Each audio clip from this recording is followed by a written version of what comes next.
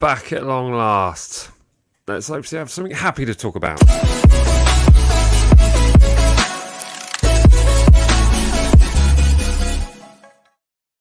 Alright, hello and welcome to the Matchday Vlogs YouTube channel. Lost my teeth out there. As always, please remember to smash that like button and hit subscribe because it helps me with my words and doing all these things. In tonight's show, we will be having a look back at the result or lack of result at the weekend, the loss of 1-0 to Crystal Palace. We'll also be having a look ahead to a very in tune Newcastle United. Did you like that pun? No, that was great. Okay, it was great. And we're also going to be having a look at possible injury-ridden players coming back from injury and hopefully being in the side. But as always, this broadcast is proudly sponsored by the good fellows over at matchdayvlogs.com, who have just released some new threads, which have just been added. Some new classic lines in there with the Saints D and the Northern Sweats. Do you like that? There's also these ones which were added not so long ago. So if you ever wondered how you can support the channel and get something in return, then that's the easiest way, really. So there we go. Or if you see us at a game, you buy me a Twix, I will give you a high five. That is another way of supporting the channel. But as more always, grassroots that way. Way more grassroots. Charity starts at home. Very organic. Very linear.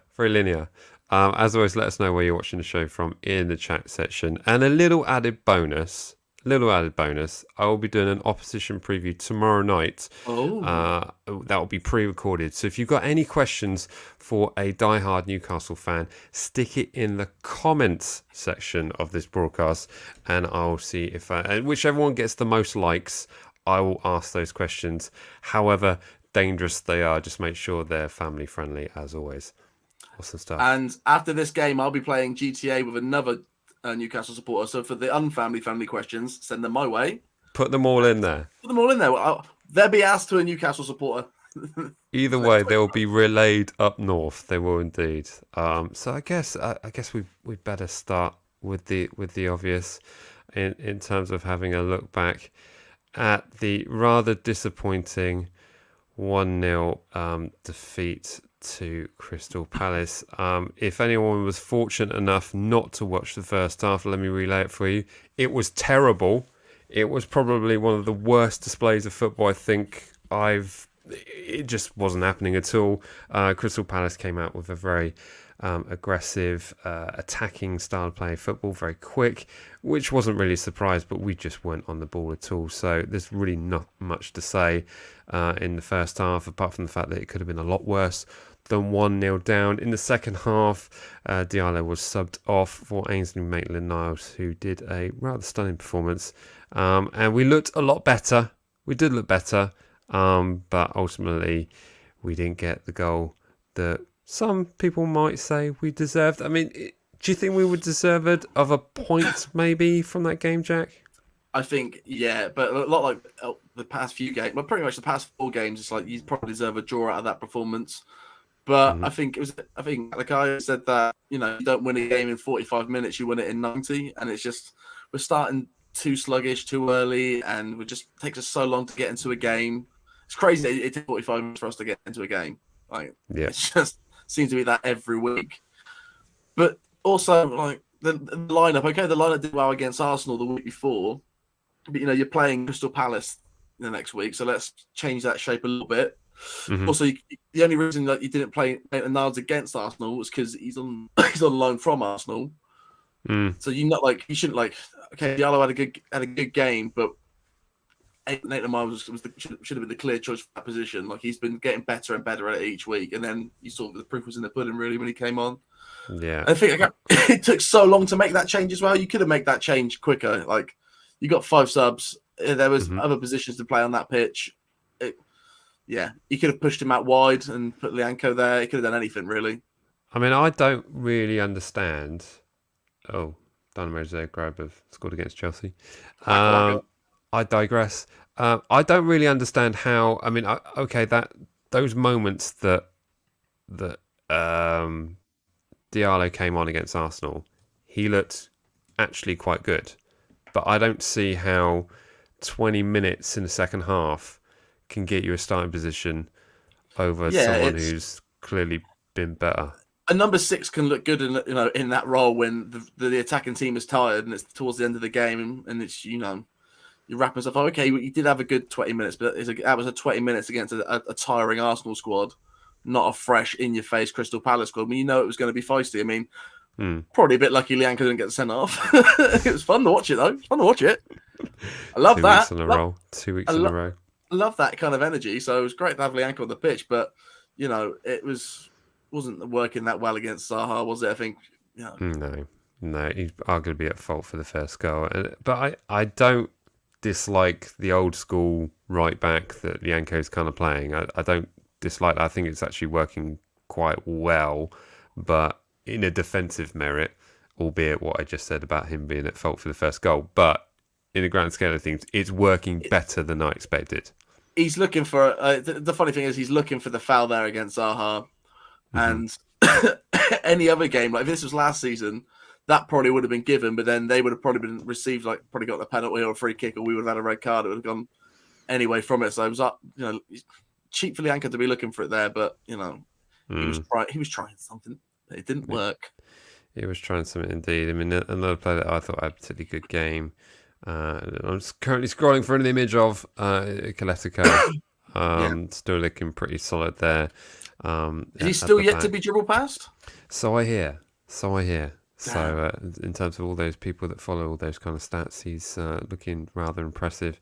But it was just disappointing. I mean, a lot of things being said about what's going on in the middle of the park, and in terms of the options that those playing in the middle have available in front of them, it just feels really quite limited, and it just boils back to the fact of why did we not get a striker in the summer transfer period? I mean, as good as our transfer window was, we didn't get what we really, really needed, and what we really actually lost. In terms of, Brozier going back, only being on loan, and the fact that we lost Shane Long, who maybe could have been doing something in these kind of periods, that kind of old school. At least Shane would have probably been calm under pressure in some of those positions. But yeah, I read the Athletic article with Shea today, at his home. I was like, this might give me a good insight. And it's like, we're all settled down now. Got the baby on the way. Got my 2 dogs. Me and Adam Armstrong drive to work every day together. It's a good relationship. You're like, all right, cool. Score a goal. score a goal, dude. Come on. It sounds like you're having a great time off the pitch. That sounds like you're set up, bro. Put it in the net. Put it in the net, mate. Stop hitting it at goalkeepers. Yeah, every one of them is at a goalkeeper. Stop doing that. Yeah, he probably.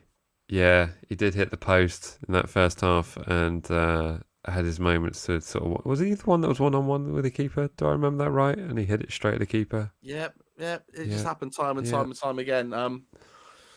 It's we love Shea, and when he has a good game, he has a good game, and he can hold the ball up, and he has, does have pros to him, but just seems to be being calm under pressure in that final third just isn't it. Let's consider his first goal was halfway line against Man City, and how much composure that must have taken. And you're telling me you can't score a 1-on-1 against Palace? It's just so annoying. And we needed a striker, and we didn't get it, and now we're suffering for it, and it kind of puts an asterisk on everything that's happening, doesn't it? Like whether you're still Ralph in or Ralph out, you got to agree that things would probably be a lot different if we had gotten a striker in the summer. Yeah, absolutely. I mean, it kind of also alludes on to another topic later on in the broadcast where we'll be talking about previous players that have been out through injury who possibly will be returning. So we'll also be having a look at that. Right, should we put this subject in the bin? Should we move on? Yeah, let's just throw it away, shall we? Anything else you want to dwell on? From that game? Not really. It was all just boring and poor, wasn't it? Just what we've seen for the rest of it. But, Maitland-Niles great. Yeah. Get the car fine. Selassie not too bad. People saying Peru had a bad game. I mean, come on, grow up. Peru's been probably one of our best players in the past 4 weeks. So it's been solid. If you can call it a good run of form for those 5 points, then you got to say he was one of the best players from it. Yeah. And I guess what we're ultimately missing is, when it's going well, you can pretty much pick the lineup and it's just easy. And Yeah. I think that's. I've actually got an opposition lineup which we'll have a look at later on, and that's pretty much the case, really. So no surprises in with that. Right then, let's have a look ahead to Newcastle coming up on Sunday. I won't do it again. High-flying Newcastle currently up in the dizzy heights of fourth. They have lost to only Liverpool, and arguably have one of the best defensive stats in the league currently. So pretty much disastrous for us who can't score goals or keep clean sheets, really, isn't it? So bit of a worry. That one. They're due a slip.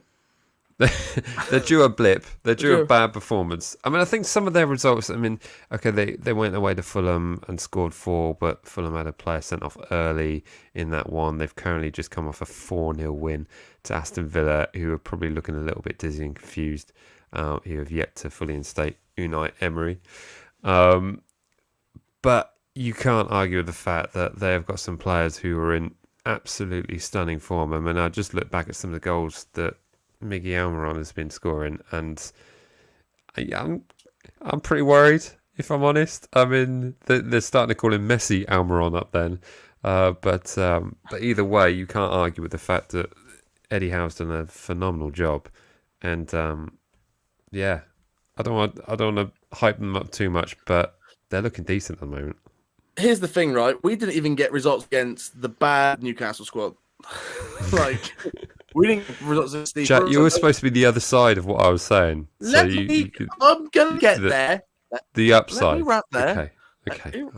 Right, at the upside, absolutely, no worries. Can I message you, say something. The upside is Eddie Howe done an amazing job with all those players, and the stuff that he's done with Almiron and Joe Linton, and even some of the long staffs to that point is insane. They're playing great, but they did spend 260 mil. You'd hope they would be. I mean, that's about all you can really fault them for, mate. And us going at them is, I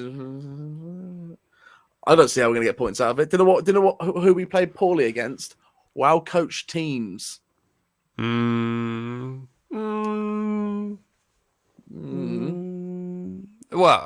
yeah. You bring a good coach in, suddenly we're like, uh-oh. Well, I'm thinking the two performances that we've had this season so far that I think we've been outclassed in and not going to get anywhere near are Man City away, yeah, and the first 10 minutes against Arsenal. Yeah. Other than that, there's always been a chance, hasn't there? I mean, Tottenham.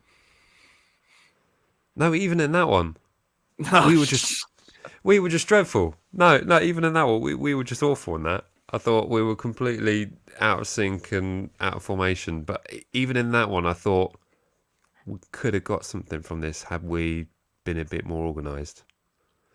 Am I in dreamland? If we can just get the hold of the ball and play possession football, which is what we seem to be doing now. We've moved away from fast, exciting football. It's now possession football. You just hope that the midfield are going to be progressive with the ball. Which they're usually not, but that's what we're doing now, and that's a good opposition to what Newcastle will be trying to do, which is press, and if we can slow that down. But I saw against Palace when we were trying to pass it around at the back that they were coming at us fast, and we couldn't deal with it. And although we kept our heads, which was really great, we did keep cool under that. We didn't lose didn't lose possession from it, but it was starting to happen. Yeah, there will be, Ralph will want to play out slowly, and then we'll end up hoofing it and hoping that we get something out of it. That's just how I see it going. Yeah, we're gonna keep possession until that possession starts fading away. Then we'll start going long with it, and then that will cause them to start getting on the ball again and countering. It's just you can see it coming unless they actually really step up and play like they're supposed to be playing, like the team that we think they are. It's just gonna be difficult. It is going to be difficult, lemon difficult. But I think when it comes to hoofing it long, I mean, the teams that have done well against us are those that do the high press against us and bully us and kind of sort of get us quickly.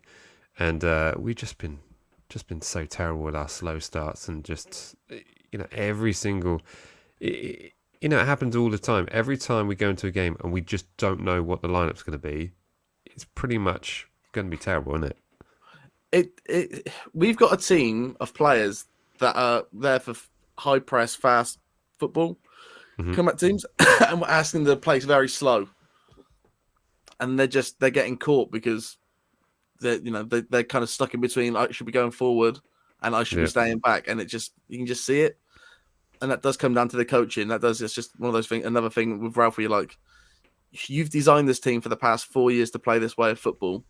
And this time I decided to change that. But the players that you brought in were still very much the high press kind of players. Yeah. It's just what we're trying to do here. But do you think, is there anyone that we brought in the summer and you're looking at going, we're not getting the full potential out of this player yet? Only the ones that are injured. Yeah, Mara, that's true. Yeah. Mara, but then he was always meant to be a fourth strong striker. Now he's actually to be third, and the other two aren't playing well, so now he's moving up to the top. I think, hopefully that game midweek last week will pushed up his enthusiasm a little bit. Hopefully we that BT game that lineup was just ridiculous. It was just ridiculous. How they got away with that, I have no idea. But can you imagine being was it Middlesbrough? Yeah. Turn out and basically you get presented with that and you get, sorry, what? What? Hold on. This is called cheating, everyone, where you basically filled in some of those players actually played the day before, so I was quite... Apparently Ruben Sellers was on the bench. Really? Look at that. Yeah. But it did end up 8-1. 8-1. But him scoring 4 goals in that, I think Theo got a hat trick as well. I think Theo got a hat trick. He scored 4. Which tells you can really take nothing from that game. No, isn't it? But it kind of tells me that I bet you any money we see, if not both of them start, one of them start, and both of them make an appearance this weekend. Agreed. That will happen. 100%. Should we shift on to that? Yeah, let's mosey our way over. Let's shift on over to our predicted 11 for Sunday's game.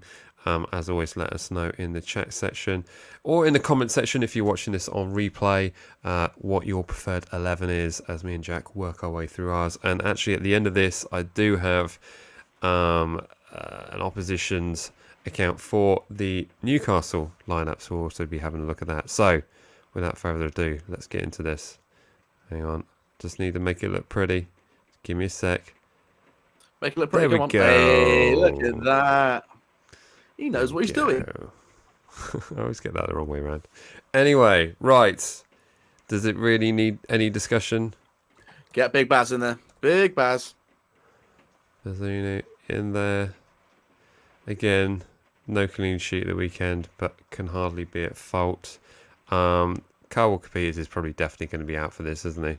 Yeah. So are we guessing that it's going to be Lianco again in that right back position? Well, I would happen to say if a certain person's fit, it could be Maitland-Niles. You reckon? Well, he played fullback for Arsenal, didn't he? He was a fullback. Yeah, he doesn't like it there, does he? He doesn't like it, but he can play there. He's someone who's played there before. I mean, it could be Lianco. Could be Lianco again. It's been working out all right, and but it's probably given how good Maitland-Niles has been, but who knows? I mean, do you think Maitland-Niles should be starting, and I'm sure with something within the Arsenal deal, he would be starting. So I think if given the position, would you rather have an out of position Lianco doing what he's been doing the past few weeks, or Maitland-Niles had a very good game last week, but it has probably played his best football in a fullback position with a bit of space. But here's my thing: I think if he goes Maitland-Niles in a right back position, it's going to be a right wing back position, and you might go 3 centre backs. No, I mean they do what Kyle Walker-Peters does. It's just... All right, I'm going with it. With it. Oh, abbreviating now, are we? Okay. I don't know how much space he's going to have, so I'm just going to put the abbreviation in there because especially Kaleta might be starting, so that might be my thing. Armel Bella-Kotchap was seen in training. I believe he's postponing his shoulder surgery in the view that he's hoping to play in the World Cup. So do we see him starting in this one, or do you see Salasu, Kaletakar? Because it's going to be Salasu, isn't it? Obviously, it's going to be Salasu. That's what was definitely going to be in there. But no, you're right. It's if he's fit and he's been training and he's trained all week, I think it'll probably be Bella Kotchap. But and it is just a shoulder. It's Just a shoulder. just a shoulder. It's just one vital, like joining limb of the body. Mate, have like you ever seen Lethal Weapon 2? Riggs pops that thing in and out all through that movie. He does it again in 3. I'm pretty sure he does it again in 4. And all he has to do is bap. And I think Bella Kotchap's harder than Riggs. I don't know. I just wondered if you watched last weekend's UFC with what's his face, the doper one. I can't remember. What's his face? The one who got banned for. Anyway, it's not relevant. But he had a dislocated shoulder. I feel like you were saying to him, it's only a shoulder. It's only a shoulder. It's only a shoulder. Are we going Peru here? Yeah, pop Peru in there. Pop Peru. Name another fit fullback. That's a great question. I cannot. Is there 2 R's in Peru? Yeah, there is. I think so, yeah. Yeah. It's telling me it's spelled wrong. Are we going to go ABK in it? Because it's only a shoulder. Pop ABK in there. It's only a shoulder. It's only a shoulder ABK / Galetakar going in there. Now, this is where it gets rather interesting. I don't need to. I should just have that saved, really, shouldn't I? Just have James Ward-Prowse saved there. Given his past few weeks' performances, not necessarily. That could be Diallo and Lavia in the middle there. Can you imagine? That would basically be the end of it, wouldn't it? Bench your captain. So this is the big question mark, really, isn't it? And I think this position here could change. I mean, the fact that you've been bold enough to put Maitland-Niles in here kind of makes me think that you think he's going to have Lavia in here. Yeah, of course I am. And if that happens, I'll be so happy because that for me will change everything and is the reason why we as Saints fans should be more positive than perhaps we currently are, because that is a player there who we have sorely missed, a young 18-year-old coming only this summer, but in terms of a holding midfield player, he's game-changing, isn't he? Yeah, he's just insane. He's just everything that we've been missing this season and the start of everything good that we had at the beginning of the season when he was fit. So, yeah, he's just a game-changer, and he's the boy. There's a reason we love him. Yep, absolutely. Righty. Right, let's go over to the wings. Who are we going in here? Stu? All right. Wait, no? He's got an injury, hasn't he? Has he picked up an injury? I think Stuart Armstrong has a slight injury, and who else? A doozy. Why am I saying a doozy? A doozy. A doozy. Sam Dabby Dozy. It came off on that reserves game. I think it was precautionary though. Yeah. I think they were being careful, but I still don't see him starting. But it depends, doesn't it? Yes, I mean, well, if Stu's not fit, and Elliot and Moy would be on the other side, I would say. What about Aribo? Yo.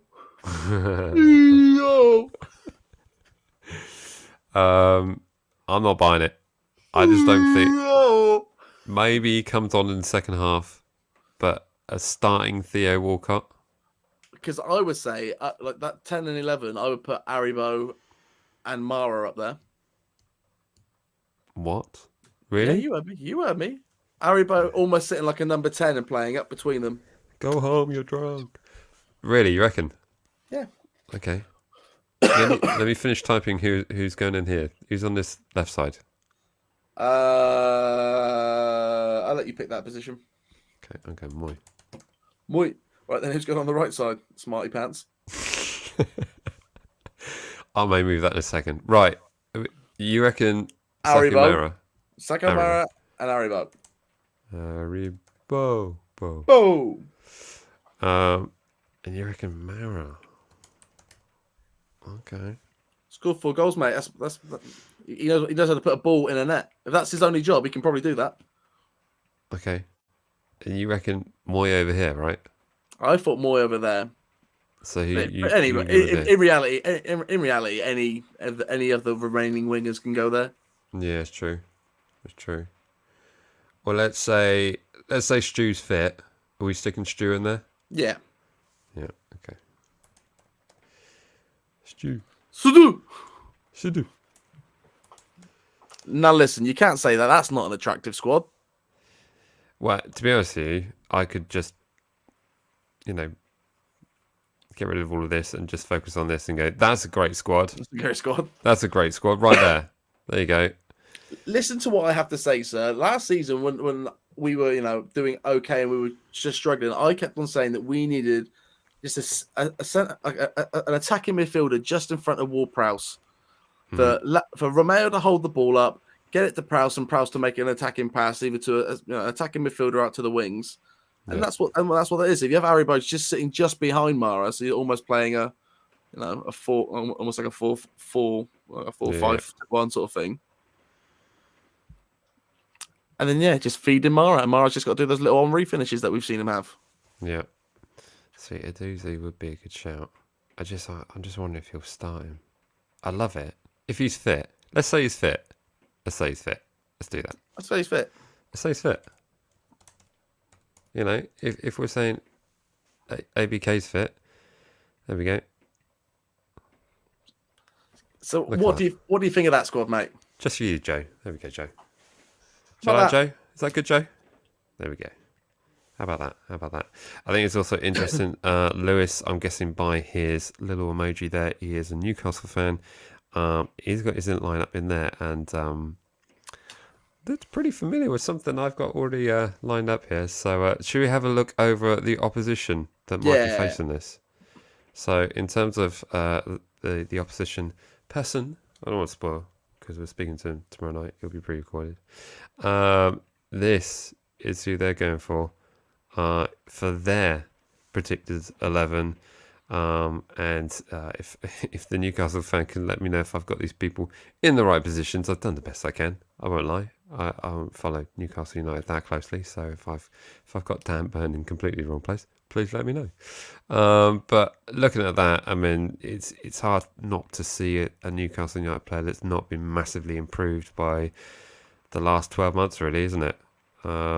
Everyone's just jumped up a massive step. I mean, Wilson's firing on all levels. If he stays fit, he's as good as he can be. Bruno in the middle is amazing. Yeah. I mean, he was really good last season. Wasn't he? How much that sucked. Yeah. Yeah. Was it like his first or second game with them? It was his first goal for them. First goal, and it was during that time when they were like saying, "Oh, should he start? Is he ready to start?" And then he started, and it was all kind of bad. I guess the only conflict with what Lewis had here was Alan St. Maximin, really, isn't it? Is that a Longstaff there? I see as well. Longstaff's in there. Yeah. Oh yeah, I see him. I'm just can't. It was all so small. It's also small. There we go. Saying to you before the game, Trippier did my FPL for points, insane stuff last week. He's again just fit and doing everything. Botman great, Sharper, the whole team really. A lot of players there that I'm like, yeah, they're going to the World Cup now, aren't they? Like, yeah, they just should be. Why they need to go easy and rest. Yeah, ease up. Not get injured, because we wouldn't like to see that. And perhaps just back away from second balls and all that kind of stuff that hopefully we can capitalise on. So yeah, but all in all, it is what it is. Team. That's the thing. You just can't deny it, and you can't say anything. Like I said, you can say how much they spent, but Eddie Howe's just got all these players playing to the top of the level. Yeah. There's a reason they're where they are in the league, and they're beating all the teams that they shouldn't be beating, and all the teams that they should be beating, they're beating. So, yeah, exactly that. Monstrous. I mean, one thing I would say, and thank you to everyone who put in your predicted 11s. As I said, if you're watching this on replay, be sure to stick in your predicted 11s in the comment section, and you can share that, and people can generally have a chit chat after the show. But all in all, what I would say to any Newcastle fans watching this is this period here is the best period for you right now. And what I mean by that is, in 2 years' time, it's going to be expected that you're top four pushing for the Premier League title. But what's happening now, they're kind of massively overachieving with what they've already spent, right? That'd be fair to say? Yeah, they're having what they call up north a Pardew good time. We've had one of those too. We Johnson Paint Trophy was a good time, but it's just yeah, you're right. Like it can go one or two ways, and for this Newcastle squad, with this ownership, it's gonna be expected. Given like we said, they've spent 260 already, 250, and that's only going to keep them going up because of how little they spent in the past. Yeah. So we know which way it's going. It's just you're currently at a bit right now. I was having this conversation the other day about Man City when they first started getting big, and when they won their first Premier League, I think everybody in the league was quite happy to see that, minus United, because it was funny to see United lose it on the day and the way that happened. The way it happened, and we're all like, "Well, this is fun to see City doing this," and then it got annoying, sort of in the Pep years when they just relentlessly won, and now it's a little bit fun again because they got just an insane Terminator up front. Yeah, so it's just kind of fun watching the Arnold. Not for us, but it's fun to see the Arnold Schwarzenegger of football just go around punching people in the face. It's kind of amazing, really. Like it's box office football. Yeah. So fair play, and so Newcastle are currently in that climb where when they do well, if Newcastle go to the Champions League, I'm definitely watching all those games. If it's a choice between watching, Newcastle versus Dynamo or Liverpool Madrid, I'm going to watch that Newcastle game. Yeah. But I think in terms of the period that they're in now, I mean, obviously they've got a very decent team playing very well together, which they haven't done a stupid signing. It basically is what I'm trying to say, is that they haven't done a Man City and bought Robinho for like ridiculous amounts of money. And they haven't, who knows what we might see in January when, obviously the transfer window opens up and they're still in the kind of top four areas and thinking, do you know what, we could push for it this season, and who knows, you might see something silly going then, maybe Cristiano going up further north to Newcastle. So we'll wait and see. See. How much did they spend on Isaac? Isaac was quite a big spend, wasn't it? That was 60. He was, yeah, it's true. But at the same time, it's that much money for a striker in the current climate where there's not a lot of class strikers. And spent a lot of money on it as well. A lot of money. If they like the inflation that we seem to have seen in some, like especially the inflation in attacking players that we saw this summer was kind of crazy all over the place. The fact that Liverpool played that much for Darwin Núñez, you kind of it's almost like understandable. It pushed the prices up. Yeah, it's almost understandable when you're like, okay, they paid maybe 60, 70, I think maybe for him. So you're like, okay, well, in the climate of what that transfer window was, that's probably about how much you're going to be spending to get a pretty good striker. So who knows? But he's out injured, I think, isn't he? So he's out injured. Did I see Joe Linton's got a suspension? Oh, really? Oh, okay. So that completely throws in the bin that particular 11 then. If Joe Linton's suspended, but yeah. What about Messi? Yeah. What about Messi? What about Messi? What about the children? Won't somebody think of the children? Indeed. You made me forget what I was going to go on to next. Let's go on to our audacious score predictions. Oh, Jack, what? Yeah, you had a hand up. Sorry. No, I didn't. I was just pointing you along. It's fine. So this is about the show where you can stick in your score predictions in the chat section, and me and Jack will be going through those right after we give ours. Who's go? Is it my go? Your go? I mean, I guess first of all, we should apologise for the lack of Crystal Palace stuff, because now I have no idea. You did something. I did something. I did go on the Eagle Eye football. That was very fun. It was good to chat some football with the boys. I actually have to go back and look at. I gave them predictive scores, and I've not looked at how well I did. So I'm assuming not well. Seeing that weekend had some crazy scorelines. Yes. Well, in terms of my side, I was on holiday with the family, so you have to excuse me. And I know also the week before when we did the Arsenal stuff, I had some severe dental surgery, which I probably shouldn't have done anything, but I was just so keen. And so if you look back and you see me swollen like this, that is why. because I have bolts in my jaw. Right. That's enough about me. But yes, that's why we didn't have any Crystal Palace content. Looking at the result, glad we didn't. We didn't show up. They didn't show up in the first half, so we didn't show up at all. Anyway, right. I'm gonna go. Shall I go first? Yeah, you go first. I think it's about time. I'll go first. I'm gonna get straight to the point. Newcastle United are pretty difficult to score against, and we're not scoring lots of goals, so I can't say anything other than a 1-0 win Saints. So if it's gonna get done, that's the way it's gonna get done. So even though they've scored loads of goals, I think we're keeping a clean sheet. But for me, I just don't see us scoring lots in this one. I really don't, because it's going to be tough. So, got to back them. So I'm going to go 1-0 win. Nice. Do I have to pick a scorer? Yeah, pick a scorer. Of course I do. Lavia. Boom. Nice. Big comeback goal. Yeah, love that. Yeah, I would love to see that. I would love to see that. So yeah, that's what I'm going with. A 1-0. Romeo Lavia. Over to you, Jack. Floor is yours. This is difficult because everything in my bones and body knows what it's going to be. I know what it's going to be. But because of a certain, let's say, personality I've given on here, I can't predict any of those scores. So I have to go for something else. I can't say the ones I think, because I have to go for what I want to happen. Exactly. You'll watch this back if you do, and you'll go, "That's not me. That's not me. That's not me."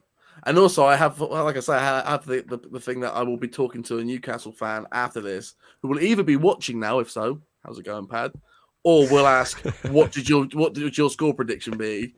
And every week, when we talk about my predictions, it's always, "You're stupid. You get what do you think Southampton are?" We're massive. We're massive, and because we're massive, we're going to win 4-2.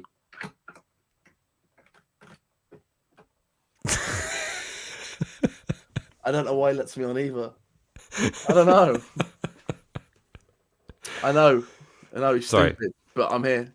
4, love it, and with Lavia and coming back into the side, and Ward-Prowse scoring all these goals, and Shea's on fire. Yeah. 4-2. What's that? Yeah, 4-2. I did say 4-2. Yeah. You said it live on air as well. You said it out loud. You said this out loud. You said it out loud. It wasn't in. You said it out. Yeah. Okay. All right. Scorers. By the way, I never said 4-2 to who, but I'm gonna go for a Mara brace, a Joe Aribo, and a Ward-Prowse free kick. I like it. Do you know what I did? I actually wrote in our score predictions what I think you were going to say. Yeah. And I am so far off. What did you But put? you probably already guessed that. Yeah. Here's the thing. You've said 1-0, mate. So what I've noticed is it's true. When you go on opposition shows, right, there's usually like a table or some sort of like, if I get the score wrong, there's some sort of penalty. Here, I can say what the hell I want. Okay, here's the thing. With no ramifications, I can say what I want. 10-0. You can't... Steady. You can. I tell you what, though. If we score 4, we'll do the away day. Why are you putting me through that? We'll get in the car. We're driving 6 hours. We'll do the away day. If we score 4... Against anyone this season, actually. If we score 4 against anyone. If we score 4, you should buy me ice cream and let me have a lay-in on a Saturday or something. It should be a prize for me. Not I'm going to have to sit in a car for 6 hours. What do you mean for? Only if we win by 4, I'm buying us plane tickets and we're flying up there. Either way, love it. I don't care how we get there, but yeah, that'll be the one. Right, it's over to the slightly more grounded chat section to hear what they have to think about those. So be sure to stick in your score prediction in the chat section, and I'll be reading these out. Starting with no relation, Josh Blackmore is going to go for the first one up, 2-0 Newcastle. Aaron and Trippier free kick. That would make it so rough, because you'd look at the Trippier free kick and go, oh yeah, we got someone who can score free kicks. He hasn't scored free kicks. That's the worst one I could have started with. That's put me in a really bad mood. Sad. Right, Joe is going for a 2-2. He's going bold. I like it. Lewis, Newcastle fan, is going for a 2-0 to Newcastle. Joe Leach is going for a 2-2. Arabo, James Ward-Prowse for the Saints, Bruno and Almiron for Newcastle. Visnell's going for a 2-1 to Saints, Marriott and Lavia. I'm not going to do it. This person is put 3-1 Saints. Why not? I can nearly slip into that because you put that scoreline. Sinkatuli is going for Hammond. Okay. 4-0. Oliver Gray is going for 3-1 Saints. James Ward-Prowse free kick, a dozy goal, and Mara Rocket. God. Can I just say, technically, 3-1's a better score than 4-2, and when you're not giving them grief. So I'm just going to say that. It's true. All right. It's just the fact of us scoring 4 goals. I mean, Brentford at home. Last time I think the giveaway and what my score is the fact that they scored 2 should lead you into what I probably think will happen. But okay. but I've said 4-2 to us. Shrewd move. I like it. Okay. This person Isaac Short is going for a 3-0 to Newcastle. I don't care anymore. I'll support the score, but I don't have any expectations. I don't care what Ralph is. He just needs to leave. He makes my blood boil. God, that's a long one. There we go. Del Girl 86. Good opposite. So much. Let's do 2-1 to us. Lavia and Stu, loving the confidence. Anymore. James 3957 3-2 Southampton. Mara Aribo and James Ward-Prowse. Got a Harvest Festival voice on. Don't know why I did that. Mara 2, Salusi and the Doozies going for his. Is that for 4 goals? Who knows? Someone impressed with your 4-goal score. Loving that. Mark Richards, member of the channel, thank you so much for the support. And that goes for all the members of this channel, by the way. 2-0 to Saints, Arabo and James Ward-Prowse. Loving it. Pit Bill, LOL, just tuned in. 4. Ha ha ha. Yeah. Can you imagine if that actually happens now? We're all going to let the falls now. 3 Newcastle. All but one. All but one. All but one. You're not laughing now, are you? And if that happens, I demand an apology video on this channel. What, actual pre-recorded? I would like with a script, a sincere, with the thumbnail and everything. If you just sort of like saying, "I'm sorry," and looking like, you know, okay, that's what I would like. Deal. I like it. That and I would definitely go to the Newcastle away game if I have that. It'd just be an apology and me logging into Saints Online, just buying the tickets. I'll demand that's played at my funeral. Jack said 2 last words. Hit it. And one just snuck in right at the last second there. Venom FX1 F1X to go for a 3-0 Saints. Easy does it indeed. Easy. There we go. Thank you so much for all those score predictions. And if you're watching this on replay, be sure to stick in your score prediction in the comment section, and it'd be fun to read. Unless you're watching it after the game, then that's just cheating. It is indeed. Yeah, some people do that. Kind of funny in a way. Right, I guess now's the time to perhaps have a look at maybe some potential players coming back from injury. I mean, we've already alluded to it in the predicted lineup in terms of who we've actually put in our predicted 11, but it's looking positive after Romeo Lavia started in the reserves game against Middlesbrough in the 8-1 victory, which was played at Staplewood. I thought it was being played at Tottenham Stadium, and I was about to race down there and watch the game after seeing that lineup, but it was at Staplewood. But all in all, I think the only thing we can gather from that is the fact that Romeo Lavia played a game. He looked pretty fit from what we could see, and arguably this would be the game to bring him back in if you're going to bring him back in one. I mean, it's the fact that it's at home. It's a chance to get some points before the international break, because ultimately after this game we have Liverpool away, so it's going to be a tough test. So we shall see. So it's looking positive. We've got a pretty big cup game too. We do. We're playing Sheffield Wednesday on a Wednesday. So they play on a Wednesday? Always play on a Wednesday? It'll probably never happen again. In fact, we're going to be playing Sheffield Wednesday on a Wednesday. I cannot wait. Anyway, are you positive in terms of like that we'll see Olivia in the starting 11? I think given the fact that we got Liverpool and we're going to need a strong squad against Liverpool, because Liverpool right now in the league are kind of angry because they keep getting bad results.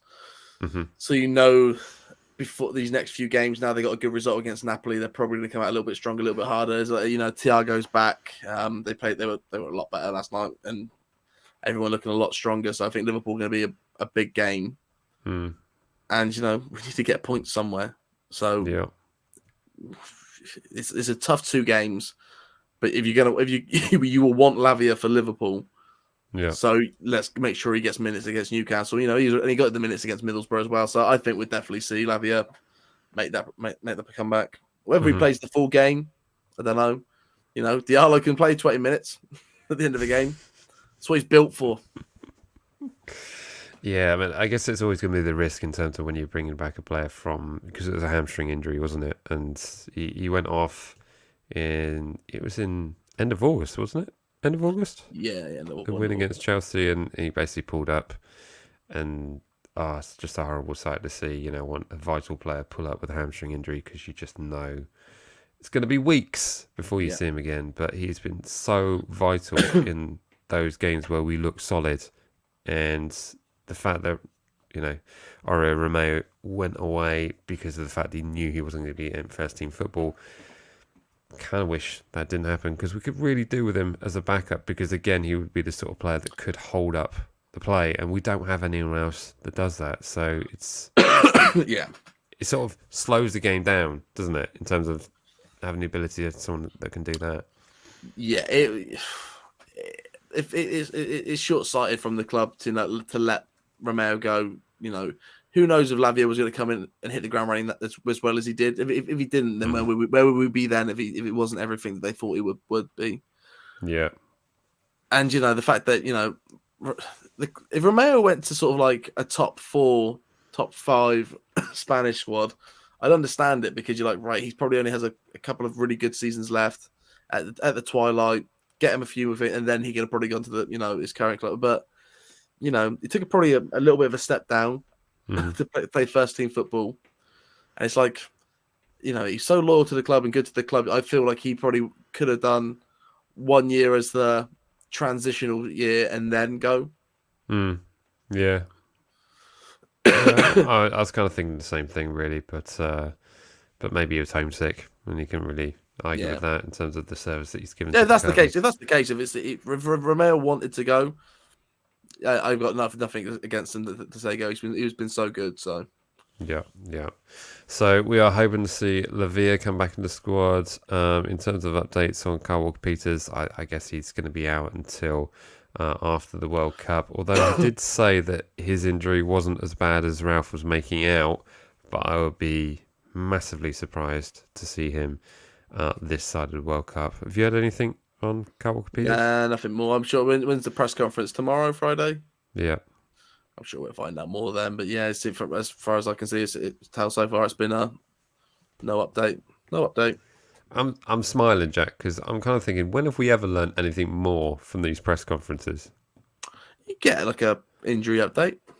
I guess so. Like the minimum you'll get is somewhat of an injury update. Yeah. He'll say like Tino's definitely still out, and that's about it. But you never know. He might say something different. It's getting to that time. we shall see. Comment here from Singatuli. Agree Romeo was released too early. Poor judgment by the club. We need to sign up Maitland-Niles as well. He's class at the moment. He is very good. Whether or not that will actually happen, we shall see. But obviously he's putting in a good shift at the moment. I don't think I don't think you're getting in that Arsenal squad anytime soon. So no, it's true. That's true. Might be a good one for us to perhaps make permanent next summer or in the January period. So we should have to wait and see on that. And then, of course, Armel Bellacop-Chat, we've got him in our starting 11. So that's possibly one that we'll learn about tomorrow in the press conference to see if he'll be due back in from his shoulder injury. As Jack said earlier, it's only a shoulder. It's only a shoulder. Only a shoulder. Back in. 4-2, only a shoulder.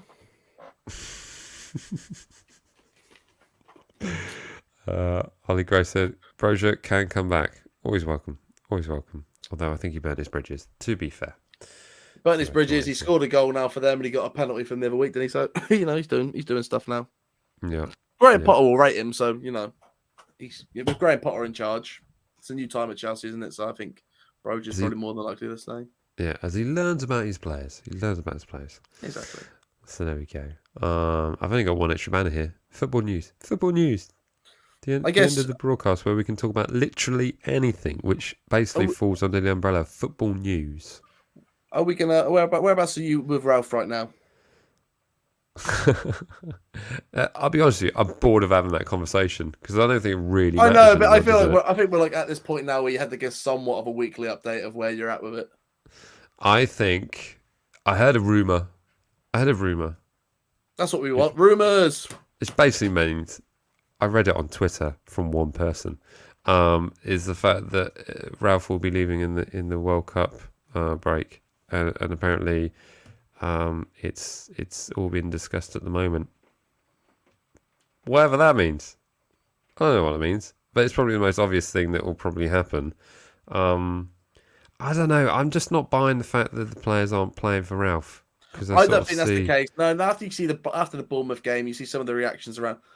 But I think there probably was, and I think there must have been a bit of a kick at the ass a little bit. I feel like the last few weeks of like, okay, you say all these things, but is that really the case? Probably less time to self-reflect a little bit. Maybe it wasn't as good as it should have been.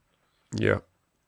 Then you hear the things from like Valerie and stuff, and there probably was a little conversation. You see Ruben Sellers, the way he does like that. I don't doubt that there's a communication breakdown.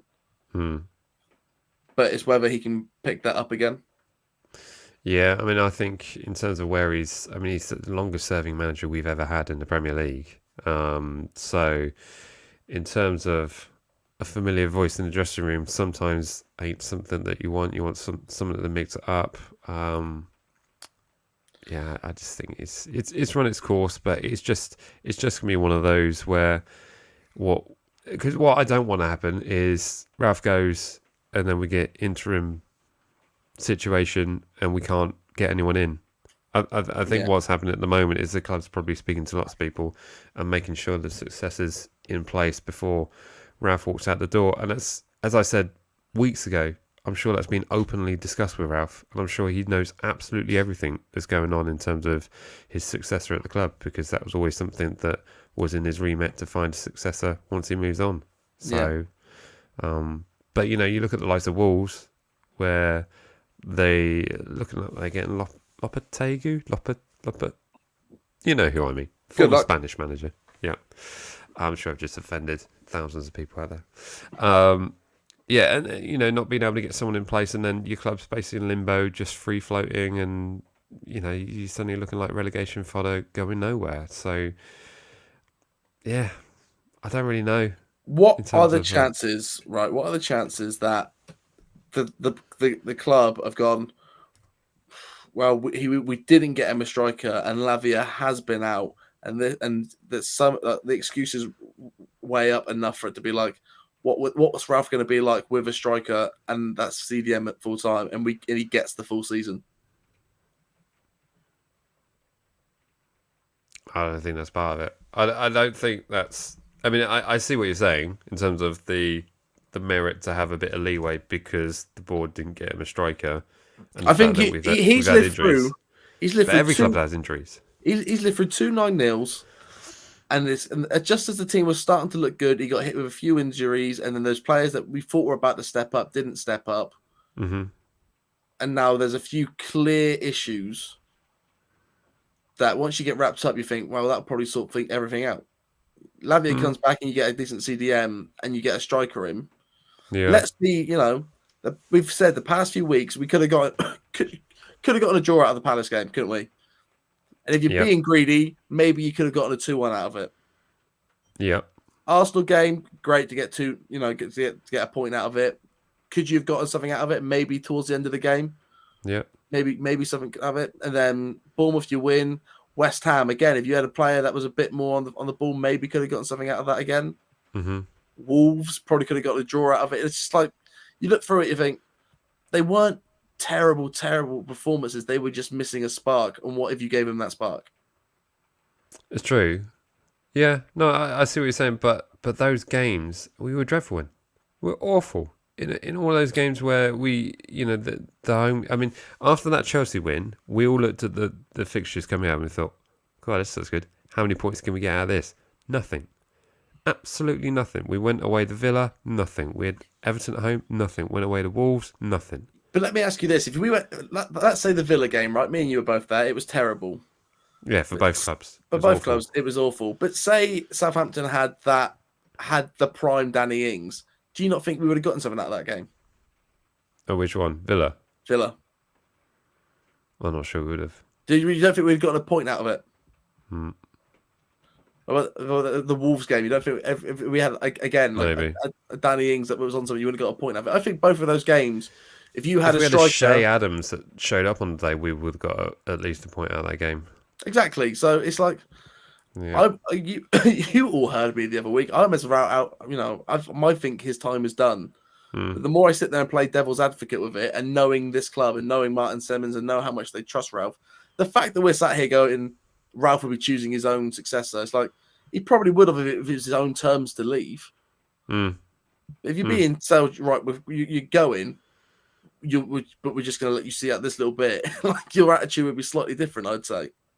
Maybe. Like, okay, you're a professional, but at the same time, probably a little bit different. You probably wouldn't be choosing your successor. I'll tell you that for free. Well, if you know your contract's run its course, and the fact that you're not signing a new contract, and you know the fact you're going to get paid for the remaining months on your contract, regardless of the situation. So that money's banked, if we're talking money terms. Do you know what it is? It's like, when I talk to like opposition fans, I get such a 50-50 of he's very lucky to still be in his job, and I think Ralph Hasenhüttl was a great manager. Yeah, same. I get And exactly the same. And sometimes I really feel like I have to step out of the Southampton fan base to try and look at the club. Like if you're trying to get an opinion on Ralph from Twitter, no. Yeah, you're gonna one conclusion. I hear what you're saying because he's been linked with various jobs. I mean, it was only 8 months ago he was linked with the Man United job where everyone was going crazy about him, and it's just something that. But it's really confusing because we've seen just some really dreadful performances that are just telling us he doesn't know what he's doing. And then we have certain scenarios where we suddenly play great football and it's like, well, where's that been? But we haven't seen that since, second half against Arsenal, we looked pretty good actually. We did look pretty good in that. We deserve to get something from it. We've played well since the Chelsea game at home though, isn't it? Yeah, but when we play well this season, there have been tactical changes in the game. And we can put it down to Ruben Sellers because, Ruben is really animated on the touchline. You've seen with the pad there. And we all agree that the coaching staff have done a lot. But it still does come down to Ralph.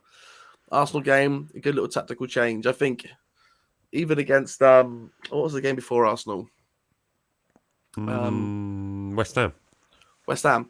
Bournemouth away. Again, I think there's some good substitutions in that game to tie the game off towards the end. Yep. And the game before that, against West Ham, we were bad the first half, came out second half after a few changes. Mm-hmm.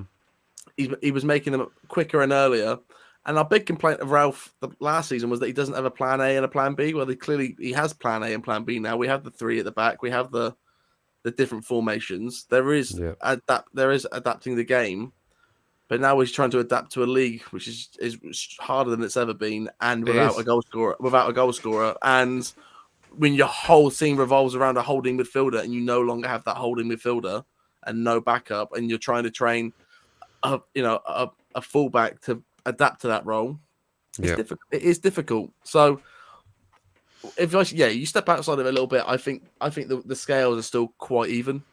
Mm-hmm. Even enough to probably give him the season. And I know that'll drive some fans crazy, but I don't know. I can hear the pitchforks of the Flames behind me. Maybe not a full season, but I think maybe beyond January, I think maybe you give him a window. This is it now. Give you everything you've ever wanted. Another striker, whatever you need. This is it now. Yeah. But you need to really show it the second half of the season. It needs to be a spectacular end to the season. For you to stay. Yeah, I mean, there's a comment here from Singatuli has just jumped in, and it's kind of alluding to the point I'm just about to make. Is the fact that we've seen so many systems, like 3 centre backs, and then the 4-2-2-2, and we've seen all these things, and we've seen them work well against certain oppositions and work very well. I mean, like for instance, last season we saw 3 centre backs work really well against Arsenal, got us a 1-0 win. Fantastic. We then go away to Burnley, play the same system, and lose 2-0. Yeah, that is his big downfall. Is if he sees something work, he's like, "Well, that works. Then that's good to go." It's like, well, that doesn't work against every team, does it? So that's what I mean. So it's like you got to be adaptable, and you've got to work like that. But on the same respect, those players should know those systems. Why are players suddenly looking completely lost when they played those systems before? I think it's more that they don't know how to adapt when it's that. If that system's not working, the players aren't smart enough to adapt to what will work, and that is a change of system, and they can't change that system because they know the manager wants you to stick rigorously to one system. And then when we have changed that in the game, Arsenal's the best example of it. Like how terrible the first 10, 15 minutes were. Yeah. And it was only when Ralph and Ruben from the touchline told them to change shape, and they changed that shape, it then kicked in a gear, and everybody was fine in the position that they were in. It's just that when something's not working, they need to be told it's okay to change those positions, and they have done that the past few weeks. Yeah. It is just that lack of something up top that we've been missing, and we said it since the beginning of the season. We said it at the fan forum, So it's there's just a part of me that thinks that they will keep him on. There we go. What a bombshell to end the show with.